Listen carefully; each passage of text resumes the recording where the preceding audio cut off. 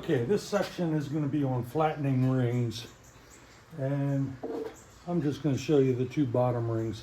They are nowhere close to flat. You could not glue them together and get a good joint. So you've got to do some sanding on both the sides to get good joints. There's several ways to do that. This is a very simple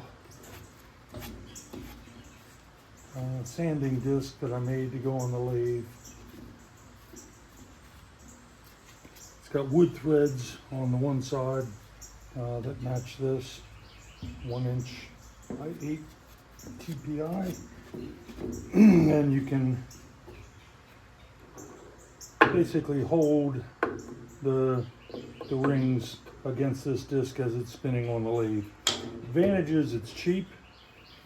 Disadvantage is there's no dust control, which is why I'm not going to demonstrate it. So the disc sander, it's the same principle. There's a built-in table which takes away from the diameter. So this really works best on small diameter. This is a 12-inch disc, so it's best if it's 6 inches or less, so that it all fits. Otherwise, you have to rotate the disc while it's turning, and it's more difficult. But I'll demonstrate.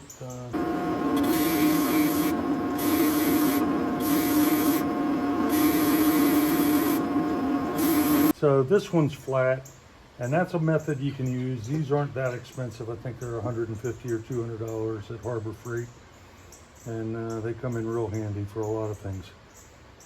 So that's a demo on how to flatten on a disc. Okay, now I'm going to demonstrate the big boy toy on how to professionally flatten rings. This is a drum sander. I've got 100 grit sandpaper on there. Anything from 80 to 120 is probably good for flattening. I've got the height set that these two rings will fit through, and now I'll demonstrate flattening.